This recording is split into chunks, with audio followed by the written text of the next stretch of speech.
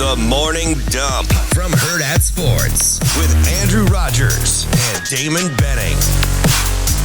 You know the drill. You stay with us in the morning, 7 to 9 on Coffee and Cream on Hail Varsity Radio. And then you come to the Morning Dump, where we continue some of our thoughts. It's a great third hour for our show. That's kind of how we look at it, and we hope that's kind of how you look at it. And I know a lot of people have been seeing updates on Twitter DB of Nebraska source. Here is this assistant coach and that assistant coach, and it's really kind of starting to funnel now. Yeah. It's like you pour the oil in, and here they all come. And all of a sudden, what number are we at? We kind of relatively discussed this. 6? 7? Or 7, right? What is the exact number? You have Flood and Campbell and Satterfield and maybe Jake Peets and you got E.J. Barthel, and they just keep coming. Favorite hire so far? On paper, because I'm not going to pretend that I can gauge linear coaching attributes. I know what I hear. Right. But I remember, I don't think just because things have been a certain way at one point means that they're going to be a certain way again. My favorites so far, just doing homework, is E.J. Barthel. Running backs coach at UConn, was director of recruiting at William & Mary, has spent time with Coach Rule in his former life. Right now, I'm kind of team EJ when I'm looking for a guy that I think fits my mental profile. And, I'm weird. Like, I look at things other than just stats, right? I think I like the makeup of EJ, and I may be team EJ. We'll see. I like Marcus Satterfield, but I'm curious, which stage of Marcus Satterfield, right? Because the most recent one that we've seen is what I like. Because of, his reputation is one that he's very tough. He's demanding. Is got a little bit of he's just this way. We're going to do it this way, and I worry about the complexity of offense, but that can always change. Right. So I'm not gonna paint him into a corner just yet.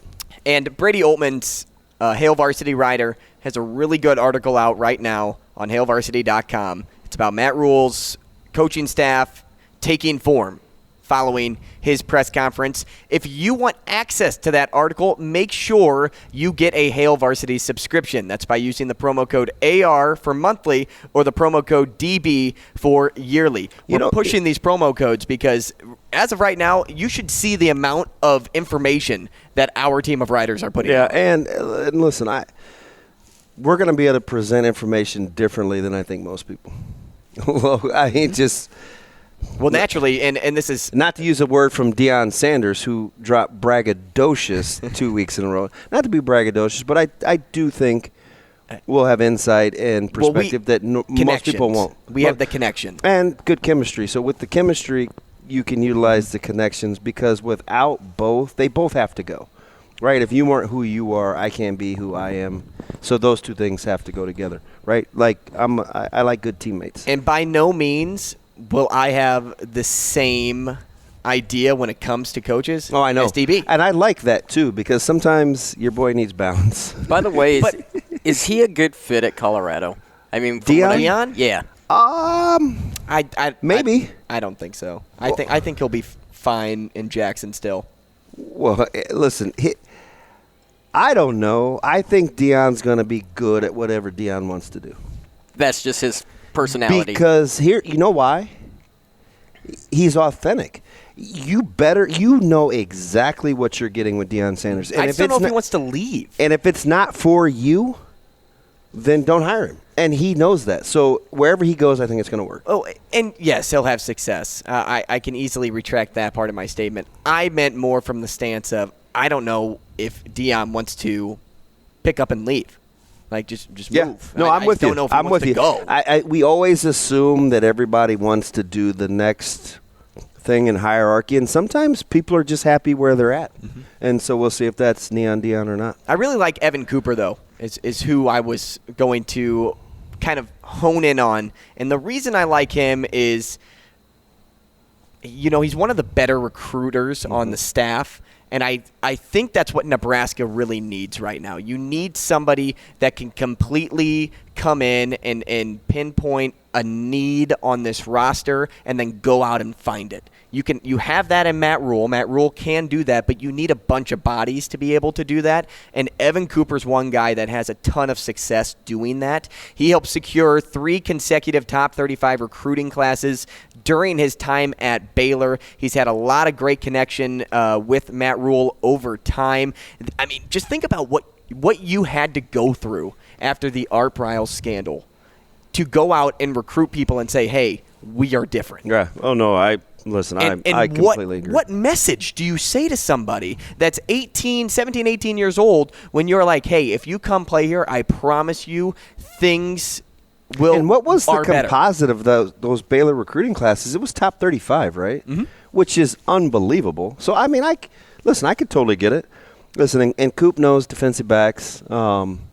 I think as a coordinator in the NFL or a coordinator type in the NFL, it's vastly different than I think it is at the collegiate level, just because the verbiage doesn't need to be as wordy. You don't need to be as multiple at the collegiate level. So, listen, he's got a great relationship. They met in Temple in the late 2000s, and so I think, he's been part of the external operations, and he's been a director of player personnel. So, listen, he's got some experience, and this is what I always like.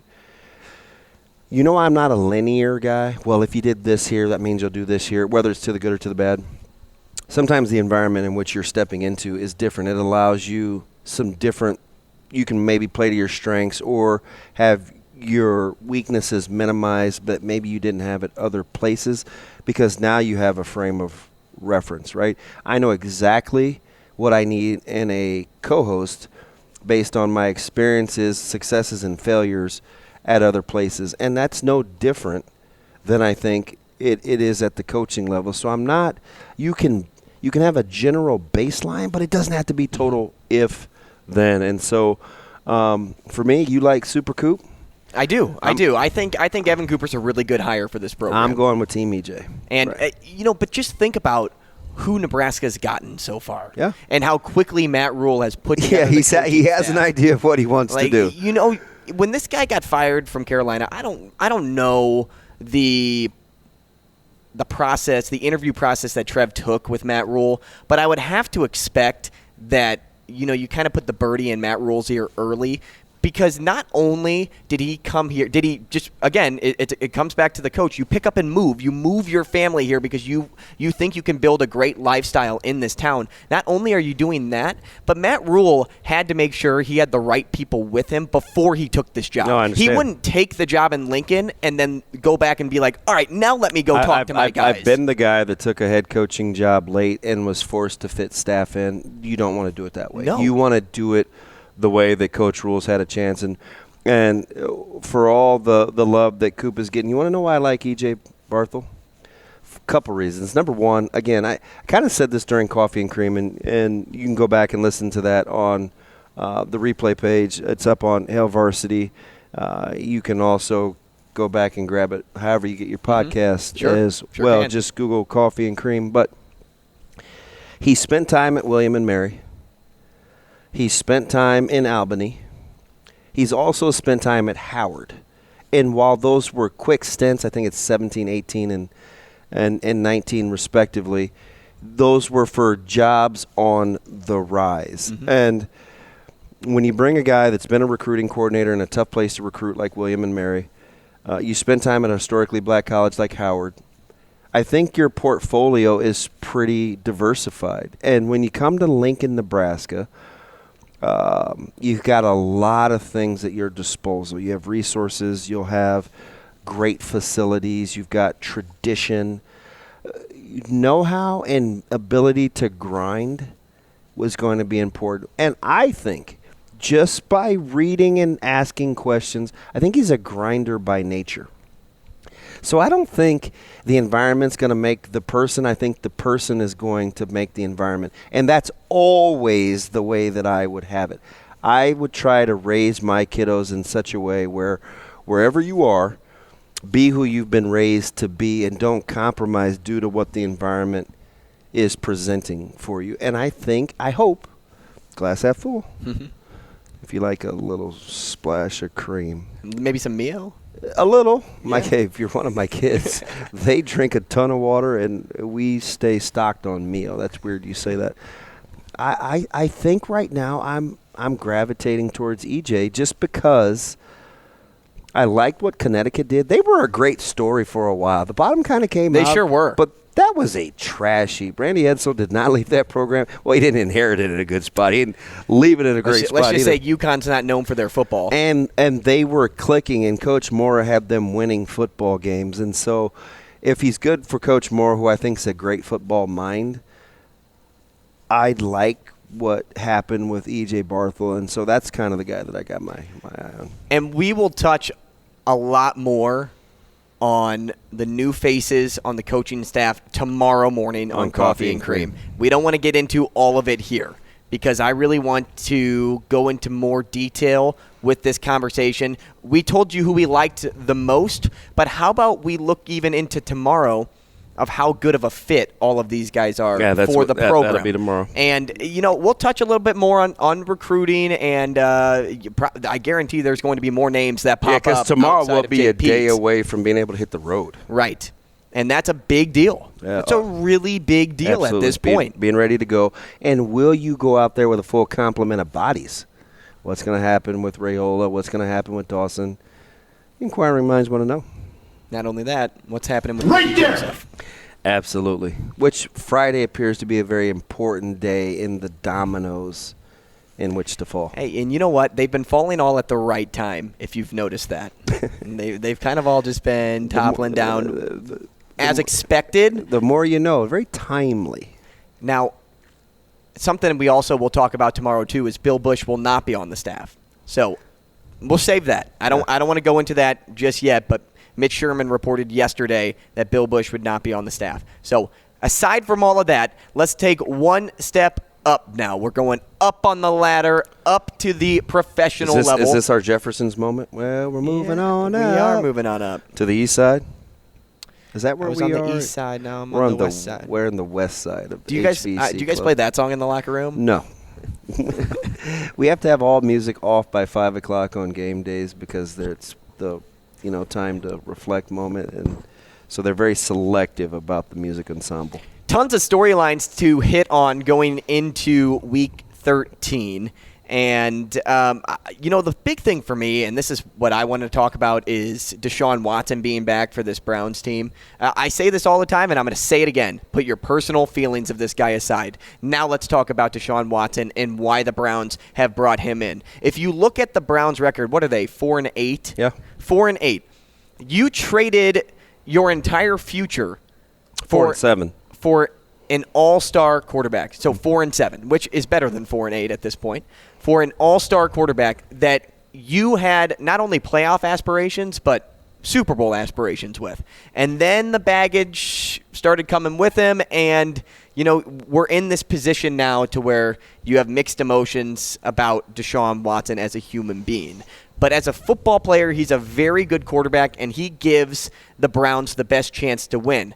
However, how easy is it to go in? I know you're playing Houston this week, but how easy is it to have 1 week of practice and then go in and succeed? Well, they brought him in a couple of weeks ago, right? The minute he could get on, I almost said campus, at the facilities. So he's gotten some work in. I'm sure he'll be a little rusty, but again, uber talented, and I think they're embracing his return. And they've got a stretch. So the leaders in that division, the Ravens and Baltimore, some people don't like the way the Ravens are trending. A lot of people like the way the Bengals are. So that's one thing. But you're still 3 games out in a highly competitive AFC. So with the Texans, Bengals, and Ravens, the next 3 up, you can make a ton of headway in just 3 short weeks by having the division leaders 2 and 3 on your respective schedule. I saw this prompt on Get Up this morning, and I'm going to bring it here because we're in the AFC, so let's stay in the AFC. The question was, are the Bills the best team in the AFC? Yeah. And that's so hard for me to think like that they are, because you look at the Chiefs, and the Chiefs are always going to be fantastic. Now, they don't have the same defense as the Bills do. Then I look at the Dolphins and how star-studded that offense is. They have a very good defense, a very underappreciated defense. That defense is fantastic. It has potential to be fantastic. I look at the Ravens as still a potential team to get a first or second round seed. Which isn't lip service, because I tried to get you to get off of them on Monday, and you said, yeah, I kind of still like the Ravens. And the Titans are another team to just watch out for, right? Yeah, they don't have a good secondary defensively. They play in a soft division, too. They do, and they have Derrick Henry. They have King Henry. That's really their main source of offensive production. Ryan Tannehill just doesn't do it for me anymore. Malik just looks like a rookie out there. He's trying to, kind of stamp his feet into the ground. Yeah, the team, in my opinion, to watch out for is the Chargers. Really? Especially if they get healthy. If they get healthy, yes, they're a dangerous I'm just team. telling you that they're capable of beating anybody in football. And at 6-5, there aren't a lot of teams that can say that. When they're playing at their best and they're healthy and they're working their way. Now, they're not going to get Slater back, obviously, but they got a chance to get healthy here over the next couple weeks, so keep an eye on the Chargers. Mm-hmm. I'm kind of with you, though. I'm not sure on the Bills. I'm not either, because Josh Allen, first off, injured, but they don't even run before the ball. he was injured. They don't run the ball. Correct. But before he was injured, he was making mistakes that he shouldn't be making at this stage in his career. Just having to do too much, right? And the Bills are fully invested in, as Josh Allen goes, we go. They don't even believe in handing the run the ball. Devin Singletary's been very good for them. You're capable. And you drafted James Cook in, the third round? They're very capable. Run the football. I'm sorry, did either one of you guys have the Bills as the best team? Yeah, I had the overall? Bills in the Super Bowl. How ironic is it now that I believe I had the Bills as Super Bowl winners this year. Yeah. Because they were the favorite to open the year. So I'm a total genius. I had Bills-Rams. Good. How about then that? Speaking of a team nobody's talking about. Did you see this coming? No, but the Rams are also old. Yeah, the NFC is trash. Yeah, so that is true. It's like that is true. One thing I did pick, though, I did like the Minnesota Vikings to be in the playoffs. Outside of the Eagles, though, the NFC is trash. Still don't believe in them all the way either. I think they're well I like their shaped roster, up though. defensively. I like their roster. Jalen Hurts, I saw this claim about him the other day. Dude, he's a winner. And they were like, it was some NFL reporter, probably just trying to stir the pot a little Tom bit. Pelissero? Could be. Adam Schefter? Shifty Schefter? It wasn't Shifty. But the statement was that Jalen Hurts is not a quarterback. Yeah, right? And it's the same Lamar Jackson thing we've been hearing for years. But guys, can we just talk about how Jalen Hurts' numbers this year, as a quarterback and throwing the football, he's been really darn good at it. And that comes with a team that has an awesome run game too. Somebody that isn't afraid to run the football. Like you look at the Bills. I know Jalen Hurts and the ability to use his legs is crucial. He has the same stature as Lamar Jackson and Michael Vick even when he was in the league. It's somebody that, he may look to run first often, but how much more it's part of what they your do, offense? Though. It's part of what they do. When you can run the football effectively, you have a quarterback that's not afraid to get out of the pocket, but you also have a quarterback that's really good at throwing on the run. Yeah, so if you ask me, the Chiefs 1, Dolphins 2, Bills 3. And they'll fight it out in the North, but I don't think it's the Titans in that 4th spot. But give me in order the Chiefs, the Dolphins, the Bills. The rest will sort itself out. My dark horse pulling up the rear, though. I'm telling you, keep an eye on the Chargers. Yeah. What about in the NFC? Who do you like as a dark horse in the NFC? Well, I think the team that's most poised when they get ready, even though they got G-Strap as their quarterback, I like the San Francisco 49ers. Mm-hmm. I just think they're a handful when they're fully healthy. They are atop their division at 7-4. And they're kind of laying in the cut a little bit because they've been decimated early. They're starting to get guys back healthy. I don't like Tampa Bay. I don't love Minnesota defensively, even though I like them as a football team. And obviously, Philadelphia and Dallas are more than formidable. I mean, if Dallas potentially grabs, like, let's say, an OBJ to help them How about down that the story, too? Yeah, I just don't think he's going to be ready. He doesn't sound like he's ready to play. I still think he's probably a month away. Mm-hmm. But for experiences he is, for a playoff run, and Dallas's defense, that puts them squarely, situationally in the discussion. So I'm skipping over the South in its entirety. You can't look at them. And I'm going with San Francisco, Philadelphia, and Dallas, and Minnesota in that order. And as I look at like a true dark horse, and this is going to come across as like a wow, I can't believe you said that. I wonder if it's the same. The Washington Commanders. Ooh, And I'm going to stay in that division. You know who I was going to say? the Giants. The Giants. So I'm sticking with the Commanders only because their defense got healthy again. Yeah. And the addition of Chase Young works wonders They for get a stops. defense. They works wonders. I don't care if Taylor Heineke's playing quarterback or not. This is a team that has two really good running backs. They have a great wide receiving core if they can stay healthy. In McLaurin, they have Curtis Samuel and Jahan Dotson. If Logan Thomas can stay healthy, he's one of the best tight ends in football. He just can never be on the football field because he can't stay healthy. But if you put together another healthy team, kind of like the unhealthy Chargers right now, the Commanders could sneak their way in. So why I take the Giants as opposed to the Commanders is for every reason except quarterback. Slight advantage to Daniel Jones' locker, Danny Dimes, over Heineke, even though Heineke's he's a gamer. He is. But Daniel Jones, yes, And I like agree. Barkley. They need to go-to receiver. But how about the Giants' defense? Giants defense is really good. It's been good, and Commanders are neck and neck They with have them the now. most underappreciated D lineman in the league, in Dexter Lawrence. I say it all the time. He's Their amazing. D-line is insane. They're amazing. They stop the run. They get after you. They and do. So I kind of give the Giants a slight advantage there, but we're going to have Jalen Smith is playing better. Thibodeau hasn't been the malcontent, the disinterested, I got other interest guy. I mean, I kind of like what the Giants are doing, and I like their head coach. I like both Dable and Rivera, though. Rivera a little more proven, but I do like Dable as well. Yeah. There's a lot that can happen over the course of the next, 4 weeks, 5? Is it 3, 4, 5, 6, 5 weeks? I got there. I got to count the 1.